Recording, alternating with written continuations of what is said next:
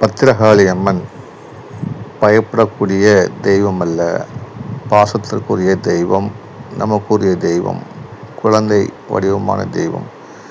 நிறைய பேர் என்ன சொல்லுவாங்கன்னா, காளி தெய்வம் அது காட்டில் இருக்க தெய்வம், வேட்டையாடக்கூடிய தெய்வம் அப்படின்னு எல்லோரும் சொல்லுவாங்க. அப்படிலாம் கிடையாதுங்க.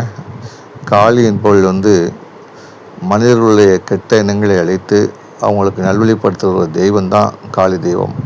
காளி தெய்வத்தை தேவர்களே எப்போ போவாங்கன்னா, அவங்களால ஒரு காரியம் முடியலைன்னா தான் காளியம்மாட்ட போய் நிற்பாங்க. காளியம்மா, அந்த மாதிரி சில விஷயங்கள் வரங்கள் கொடுத்து நாங்கள் மாட்டிக்கிட்டோம், தப்பிக்க முடியல அப்படின்னு சொல்லும்போது தான் காளியம்மா அவதாரம் எடுத்து அந்த தீய சக்தியை அழிப்பாள். அதுதான் காளி அப்படின்னு சொல்லுவோம். இப்போ நம்ம கூட நமக்குள்ளேயே காளி கலந்துருக்கு. சில இடங்களில் நம்ம அமைதியாக இருப்போம், ஆனால் ஒரு எல்லை மீறி போகும்போது நம்மளே காளி அளவுக்கு கோபத்தை காட்டுவோம் இல்லையா? அந்த கோபத்தில் அன்பு இருக்கும், நியாயத்தை வெளிப்படுத்தக்கூடிய ஒரு இது இருக்கும். அதனால் அந்த நியாயத்தை வெளிப்படுத்தக்கூடியதுக்காக அந்த கோபம் வெளிப்படும். இதுதான் அன்னையின் வடிவம். ஒவ்வொருத்தருக்கும் உள்ளேயும் அன்னையின் வடிவம் இருக்குது. அந்த அன்னையின் வடிவம் தான் பாசத்துக்கு வடிவமாக இருக்குது. அந்த வகையில் பத்திரகாளி அம்மனை பயம் நீக்கும் அம்மல் என்று சொல்லுவாங்க.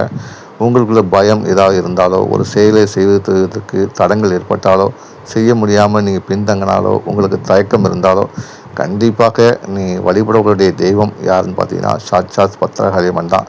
பத்திரகாளி அம்மனே, அம்மா நீயே என்னுடைய சந்நிதி, நீயே எனக்கு எல்லாம் அப்படின்னு அம்மாட்ட போய் நீங்கள் சரணகதி ஆகிட்டீங்கன்னா, கண்டிப்பாக உங்களுக்கான எல்லா செயலையும் அவளை செஞ்சு பிடிச்சி உங்களை நல்வழிப்படுத்துவா அன்னை பத்திரகாளி அம்மன். அந்த அளவுக்கு சக்தி அன்னை பத்திரகாளி அம்மன் உண்டு. உங்கள் குடும்பத்தை வாழ வைக்கும் சக்தி பத்திரகாளி அம்மன் உண்டு.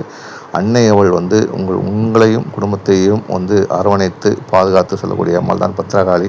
அதனால் தான் பத்திரகாளி அம்மன் அந்த அம்மனுக்கு பெயரும் இருக்கிறது. இத்தகைய சிறப்பு வாய்ந்த அம்மனின் தரிசனத்தை காண நீங்கள் வேறு எங்கும் போக வேண்டாம். இதோ இப்போது அம்மனுடைய தரிசனத்தை நாம் காண்போமா?